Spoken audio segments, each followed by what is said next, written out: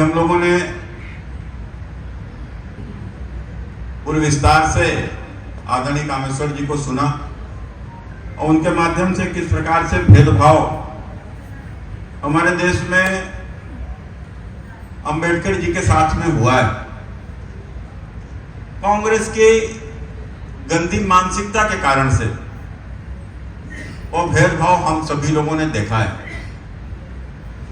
मुझे ध्यान में आता है कि मैं जब छोटा था तो सरस्वती शिशु मंदिर में पढ़ने जाता था और जो सरस्वती शिशु मंदिर के जो विद्यालय हुआ करते थे, हम सभी लोग जानते हैं वो आरएसएस संघ के विद्यालय होते हैं, उसके द्वारा संचालित होते हैं। तो उन विद्यालयों में समय समय पर देश के विभिन्न महापुरुषों की जन्म तिथियां मनाई जाती थी।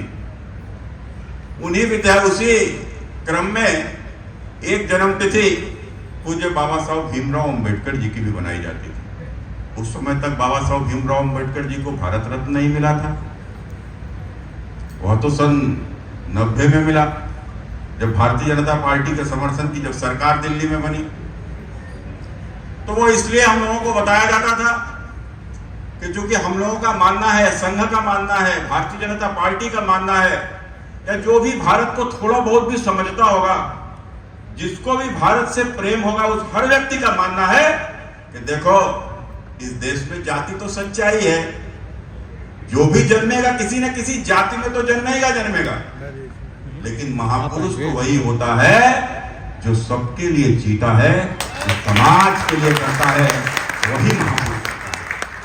आप बताओ, आज हम महाराणा प्रताप का सम्मान करते हैं, इसलिए नहीं करते वो अपने लिए जिए, हम उनका सम्मान इसलिए करते हैं कि उन्होंने घास की रोटियां खाना पसंद की, जंगलों में जिए, लेकिन मुगलों की दास्तां नहीं स्वीकार की और इस देश के लिए संघर्ष है। हम महाराणा को महापुरुष मानते हैं, हम छत्रपति शिवाजी को महापुरुष मानते हैं क्योंकि उन्होंने इस देश के लिए संघर्ष किया। झांसी की रानी को महापुरुष मानते हैं क्योंकि उन्होंने इस देश के लिए संघर्ष किया। और हम भगत सिंह, चंद्रशेखर आजाद के ही क्रम में हम बाबा साहब भीमराव अंबेडकर को भी मानते हैं। हम उनको भी मानते हैं कि उन्होंने भी इस देश के भीतर एक समता मूलक समाज की स्थापना के लिए, इस देश के शोषितों वंचितों के सम्मान के लिए अपने जीवन को उन्होंने भी पूरी तरीके से समर्पित कर दिया। इसलिए मित्रों, जब महापुरुषों की बात आती है तो महापुरुषों की कोई जाति नहीं होती, जो तो भारत के लिए जीता है और तो भारत के लिए जिए है, इसलिए हम उनका सम्मान करते हैं मित्रों। तो इसलिए आपने देखा होगा कि भारतीय जनता पार्टी की जब भी सरकार बनी, चाहे हमारे समर्थन की सरकार रही हो और चाहे हमारे प्रधानमंत्री जिस सरकार में चुने गए हों, उन सरकारों ने इस देश के महापुरुषों को और खासकर बाबा साहब भीमराव अंबेडकर जी को, इसलिए कि उनके साथ में जो कांग्रेस ने जो भेदभाव किया, जो सम्मान, जो स्थान जो अन्य महापुरुषों को मिला था, वह सम्मान और स्थान बाबा साहब को नहीं मिल सका, तो हमें जब भी मौका मिला हमने उनको वही सम्मान दिलाने के लिए प्रयास किया, वही सम्मान दिलाने के लिए। और यही कारण है, आप सब लोग दिल पर हाथ रख के बताइए, 2014 से पहले इस देश में क्या अंबेडकर जी को यह सम्मान मिला था जो आज इन 10-11 वर्षों में मिला है? आज अंबेडकर जी के गांव-गांव जिस प्रकार के कार्यक्रम होते हैं, क्या 10-12 वर्ष पूर्व होते थे? आज जिस प्रकार से सरकारें अंबेडकर जी के कार्यक्रमों को कर रही हैं, क्या पहले इस प्रकार का होता था? अभी बहुत सारे कार्यक्रम जो उनके जीवन से जुड़े हुए थे, उनके पंचतीर्थ से स्थापना से लेकर अन्य कार्यक्रम हमारी सरकार ने के पूर्व में बताए गए हैं। लेकिन मित्रों, सही मायने में चाहे अंबेडकर जी हो और चाहे भारत का संविधान हो, दोनों को ही सम्मान दिलाने का काम यदि किसी ने किया है तो भारतीय जनता पार्टी ने किया है, भारतीय जनता पार्टी की सरकार हो। ऐसे मित्रों, मुझे तो संविधान पे बोलना है। अब बात जब संविधान की आती है तो सभी लोग जानते हैं कि संविधान की रचना करने वाले, हमारे देश में संविधान को दिशा देने वाले पूज्य बाबा साहब भीमराव अंबेडकर जी थे। और कोई भी देश हो बगैर कानून, बगैर संविधान के चल ही नहीं सकता। 1947 से पूर्व तो समझ में आता था हमारे देश में उस समय पर रानी के पेट से ही राजा होता था, पीढ़ी दर पीढ़ी एक ही वर्ग का शासन होता था, एक ही व्यक्ति का शासन होता था, उसके बाद उसके परिवार को सत्ता हस्तांतरित हो जाती थी। कानून उनके अपने आप से बनते थे, अपने हिसाब से बनते थे, जो उनके सुविधा के लिए होते थे वही कानून होते थे, वही उनका संविधान होता था। लेकिन 1947 के बाद इस देश में, क्योंकि हम सभी जानते हैं कि विविधता भरा देश है, अलग अलग बोली भाषा बोलने वाले लोग, अलग अलग खान पान वाले लोग, अलग अलग जलवायु में रहने वाले लोग, कोई पहाड़ पर है, कोई जंगल में है, कोई नदी के किनारे है, कोई मैदानों में है, या अलग अलग तरीके के रहने वाले लोग, अलग अलग बोली भाषा के लोग, और जातियों की यदि बात आती है तो जाति उपजाति मिलाकर लाखों की संख्या इस हिंदुस्तान के भीतर है। तो मित्रों, तो क्या अलग अलग कानून हो सकता था क्या? अरे जब देश एक है तो फिर कानून भी एक ही होगा, और उस एक कानून के लिए, उस एक संविधान के लिए मित्रों, वो संविधान बनाने का काम वो हमारे देश के उस संविधान की समिति के जो अध्यक्ष बाबा साहब भीमराव अंबेडकर जी चुने गए, उन्होंने इस देश को दिशा देने का काम किया।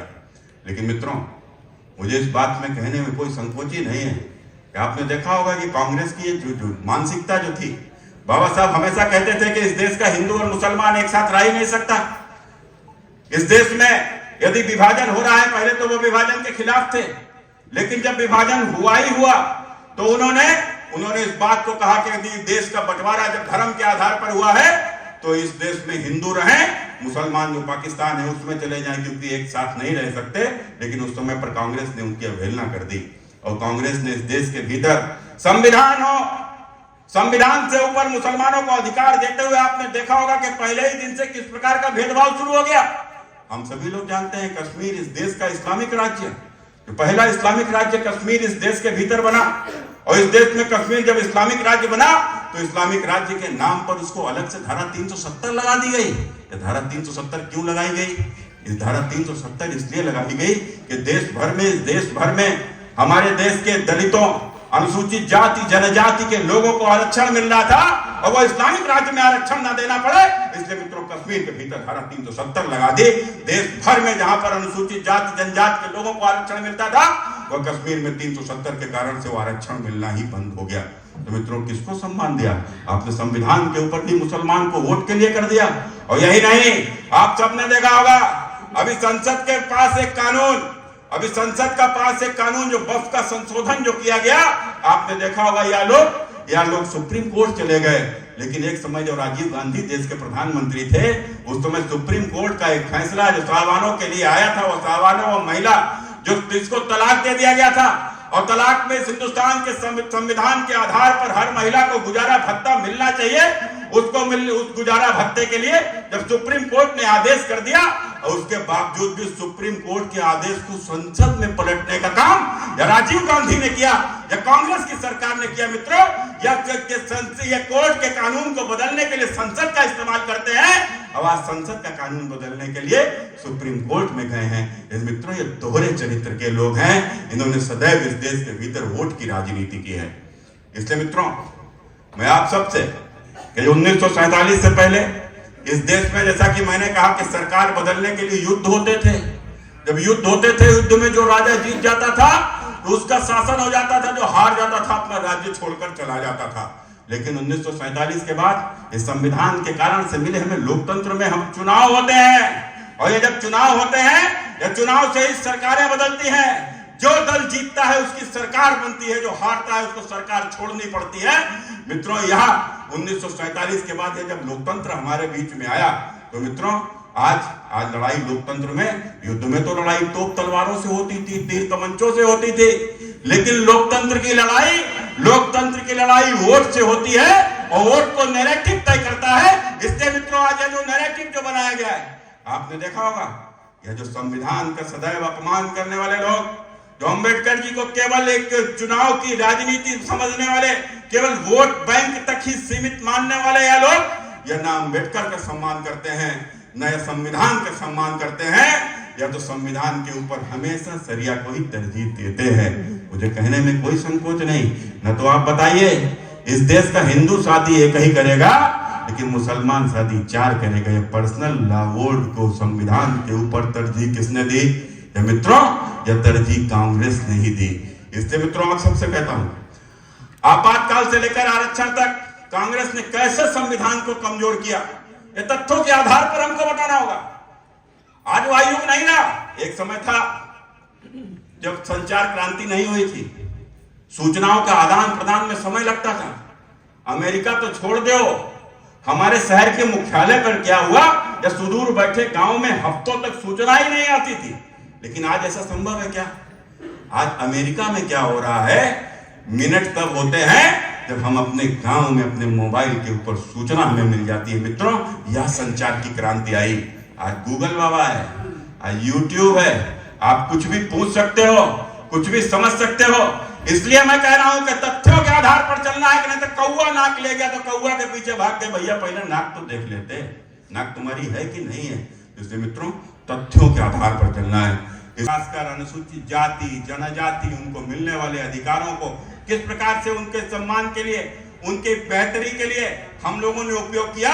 लेकिन कांग्रेस ने जिस प्रकार से संविधान का संशोधन केवल एक वर्ग की तुष्टीकरण के लिए और किस प्रकार से अपने स्वार्थों के लिए किया, मैंने मित्रों आप सबको बताया है। इसलिए मित्रों आज मैंने जैसा कि कहा कि युद्ध यह नैरेटिव का युद्ध है, और जिस प्रकार से आज समाज को तोड़ने की बात हो रही है, आपने देखा होगा यह भारतीय समाज को छिन्न भिन्न करने का जिस प्रकार से षड्यंत्र रचे जा रहे हैं, वह केवल हिंदुस्तान के ही नहीं, वह हिंदुस्तान के बाहर से भी संचालित किए जा रहे हैं। मित्रों यह भारतीय समाज टूट जाए, यह भारतीय समाज बिखर जाए, और यह भारतीय समाज बिखरेगा तो परिणाम क्या होगा। मैं बड़ी जिम्मेदारी के साथ इस बात को कहता हूं कि मित्रों 1947 में जब हमारे देश का जब विभाजन हुआ था, तो हमारे देश का विभाजन के कारण लोग बताते हैं, कोई उसका विभाजन का कारण मोहम्मद अली जिन्ना को बताता है, कोई विभाजन का कारण कोई इस्लाम को बताता है, कोई विभाजन का कारण मुसलमान को बताता है। लेकिन मैं बड़ी जिम्मेदारी के साथ कह रहा हूं, हमारे देश का विभाजन का कारण कोई जिन्ना नहीं था, न कोई इस्लाम था, न कोई मुसलमान था। हमारे देश के विभाजन का यदि कोई कारण था तो हमारा बिखरा हुआ भारतीय समाज था। मित्रों हमारा बिखरा हुआ भारतीय समाज, हम जातियों में बट गए और हमारा देश बट गया। मित्रों एक सोची समझी रणनीति के तहत 1931 में अंग्रेजों ने इस देश में जाति की जनगणना करा दी। उस जाति की जनगणना से इस जातियों के क्षत्रप निकल पड़े, एक दूसरे की जातियों को गाली देने लगे। उस गाली देने का यह प्रभाव आया, एक दूसरे की जाति के प्रति इतनी वैमनस्यता बढ़ गई। मित्रों एक दूसरे की जातियों में इतनी खाई पैदा हो गई कि उसका लाभ लेते हुए 1947 में मुस्लिम लीग ने उसका लाभ लेते हुए भारत के विभाजन की रेखा खींच दी। मित्रों हमारा देश बट गया, हम बट गए तो हमारा देश बट गया। इसलिए मित्रों मुझे कहने में कोई संकोच नहीं होता है, यह संविधान जब तक यह संविधान है तब तक यह भारत है। मित्रों तब तक यह भारत है। ना तो आप बताओ कौन संविधान को पाकिस्तान में मान रहा है, कौन संविधान को बांग्लादेश में मान रहा है, कौन संविधान को अफगानिस्तान में मानता है, सरिया ईरान जैसे मुल्कों में संविधान को कौन मानता है। मित्रों यह संविधान तभी तक सुरक्षित है जब तक भारत में हिंदू सुरक्षित है, जब तक भारत में हिंदू सुरक्षित है। मित्रों और इसलिए यही कारण है यह देश को बांटने वाली वो तमाम सारी ताकतें इस देश को जातियों में इस प्रकार से बांट दो, एक दूसरे को इस प्रकार से लड़ा दो कि मित्रों यह देश के एक और विभाजन के लिए देश तैयार हो जाए। इसीलिए मित्रों मैं इस बात को कहता हूं, अभी मैं समाजवादी पार्टी के एक नेता इंद्रजीत सरोज ने जिस प्रकार से देवी देवताओं पर टिप्पणी करते हुए मंदिरों पर सवाल किए, वो आक्रांता गजनवी और गौरी से अपनी रक्षा नहीं कर सके। यही बात तो बाबरी मस्जिद और अल्लाह के लिए भी वो कह सकते थे, लेकिन नहीं कहा, मंदिरों के लिए कहा कि मंदिर अपनी रक्षा नहीं कर पाए गौरी और गजनवी से, तो भैया बाबरी मस्जिद वाले भी अपनी रक्षा कहां कर पाए, वहां भी आ जाते हैं अल्लाह। तो वहां के लिए कभी सवाल नहीं खड़े करेंगे, कभी सवाल नहीं खड़े करेंगे, लेकिन सवाल कहां के ऊपर खड़े करेंगे। फिर उन्होंने कहा पीडीए समाज के भगवान अंबेडकर हैं। अगर वो कहते हैं कि पीडीए समाज के भगवान अंबेडकर हैं, तो फिर जरा इतना भी बता देते कि पीडीए के नायक तुम अखिलेश को बताते हो, तो फिर भगवान विष्णु का मंदिर वो क्यों बना रहे हैं।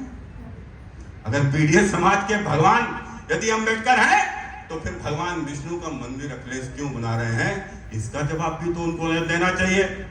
इसलिए मित्रों मंदिर तो छोड़ो, यह अखिलेश यादव वह शख्स हैं जिन्होंने कन्नौज में मायावती सरकार में बाबा साहब भीमराव अंबेडकर के नाम से बने हुए मेडिकल कॉलेज का अपनी पहले ही कैबिनेट की बैठक में उन्होंने मित्रों नाम परिवर्तित कर दिया था।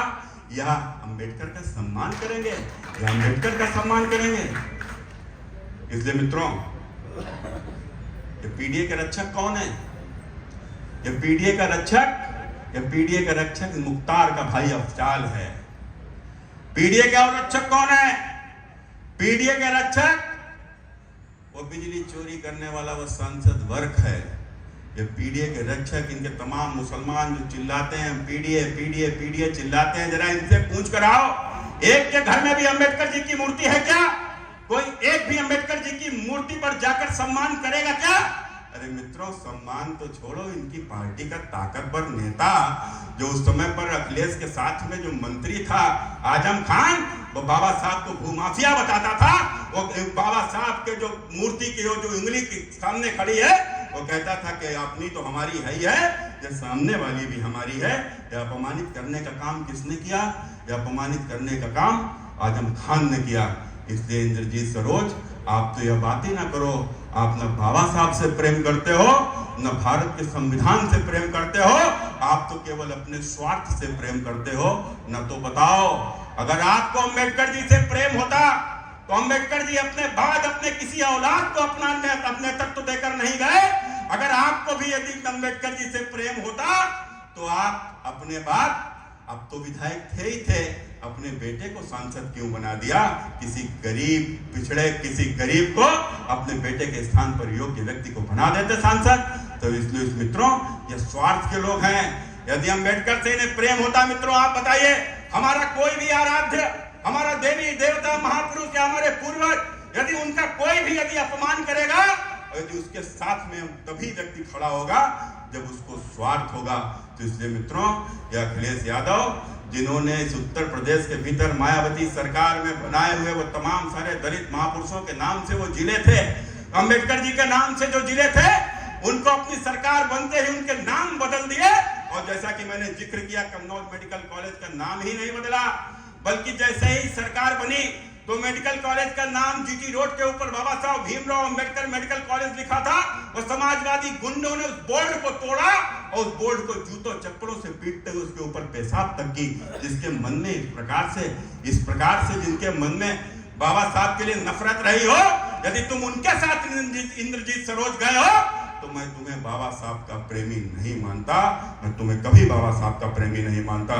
इसलिए मैं आज इस बात को जिम्मेदारी के साथ कह रहा हूं। इनके एक और दूसरे सांसद हैं जो कह रहे हैं कि मंदिरों के नीचे से मठ निकलेंगे, बौद्ध मठ निकलेंगे। अब ये मंदिरों के नीचे से बौद्ध मठ निकलेंगे, पता नहीं इन्होंने कौन सा इतिहास पढ़ा है। किस इतिहास में ये लिखा है कि मंदिरों के नीचे बौद्ध मठ है या बौद्ध मठ तोड़ के मंदिर बना दिए गए? हमने तो कभी नहीं सुना। हमने तो सुना कि औरंगजेब ने काशी का मंदिर तोड़कर मस्जिद बनाई। हमने तो सुना बाबर ने अयोध्या का मंदिर तोड़ के मस्जिद बनाई। हमने तो सुना है तमाम मुस्लिम आक्रांताओं ने हिंदुस्तान के भीतर 20,000 से भी अधिक मंदिरों को ध्वस्त करके मस्जिदें बनाई। लेकिन हमने कभी नहीं सुना कि कोई एक बौद्ध मठ को तोड़कर और उसके ऊपर मंदिर बनाई गई हो। लेकिन मैंने आंखों से देखा है, आप लोग भी देखिएगा गूगल पर खोलकर 2001 की वो घटना, जब अफगानिस्तान के बामियान में तालिबानियों ने भगवान बुद्ध की 2000 साल पुरानी 58 मीटर की प्रतिमा और आरडीएक्स लगाकर विस्फोट कर दी, आरडीएक्स लगाकर विस्फोट कर दी। मित्रों, हमने आंखों से देखा है। इसलिए मित्रों, ये तमाम भड़काने की बातें, बहलाने की बातें, समाज को आपस में तोड़ने की बातें की जाएंगी। लेकिन हमको भारत के समृद्धि के लिए, भारत की सुरक्षा के लिए और खास कर जो पीडीए की बात करने वाले इन लोगों के लिए, इनको स्पष्ट रूप से कहता हूं, तुमको पीडीए बांग्लादेश में नहीं दिखाई पड़ रहा, क्योंकि बांग्लादेश में मारे जा रहे वो लोग कौन है मित्रों? वो हमारे दलित भाई हैं। तुमको बंगाल में नहीं दिख रहा। एक मूर्तिकार बाप बेटे को इसलिए मार दिया गया, वो हिंदू देवी देवताओं की मूर्ति बनाता था। ये मूर्तिकार समाज कौन होता है? कोई ब्राह्मण नहीं होता, कोई ठाकुर नहीं होता, या तो पिछड़ों से आते हैं, अनुसूचित वर्ग से आते हैं। मित्रों, उनकी हत्या तुमको पीडीए की हत्या नहीं दिखते। कोई भी पिछड़ा मारा जाएगा तुम्हें नहीं दिखाई पड़ेगा, कोई दलित मारा जाएगा तुम्हें नहीं दिखाई पड़ेगा, तुम्हें तो केवल अपना वोट बैंक ही दिखाई पड़ेगा। इसलिए मित्रों, ये नैरेटिव को काटने की जिम्मेदारी हमारी है। अगर हमने आज नैरेटिव को काटने नहीं गए, और याद रखो मित्रों, कोई भी नुकसान हुआ तो आने वाली पीढ़ियां भोगेंगी। आने वाली पीढ़ियां, जिस प्रकार से आज हमारे वंशज, जिस प्रकार से आज हमारे लोग बांग्लादेश में पीड़ित हैं, आज हमारे लोग पाकिस्तान में पीड़ित हैं, वही हालात हमारे यहाँ कब उत्पन्न हो जाएंगे हम लोग समझ भी नहीं पाएंगे। इसलिए मित्रों, इस बात को याद रखकर यदि हम जातियों में बटे हुए हो तो तुम्हारी हैसियत क्या है? क्या हैसियत है तुम्हारी? किसी की 1% आबादी होगी, किसी की 2% होगी, किसी की 3 होगी, 4 होगी, कोई बहुत ज्यादा होगा तो 5-6% होगा। लेकिन लोकतंत्र में मित्रों सम्मान उसी का होता है जिसकी संख्या ज्यादा होती है। और यहाँ पर तो संख्या 20% किनकी है आपको बताने की आवश्यकता नहीं है। यही कारण है कि संसद में खड़े होकर अखिलेश यादव कहते हैं कि सरकार मुसलमानों का बंटवारा करना चाहती है, लेकिन बांटेगा तो पीडीए माने मुसलमान एकजुट बना रहे और हिंदू जातियों में बिखर जाए, इस मानसिकता के साथ काम करने वाले यह लोग हैं। इसलिए मित्रों, बांग्लादेश जैसे हालात बंगाल में पहुंच गए, लेकिन बंगाल जैसे हालात उत्तर प्रदेश में न बनने पाए। मैं यही प्रार्थना करते हुए अपनी बात को समाप्त करता हूं। बहुत बहुत धन्यवाद। नमस्कार।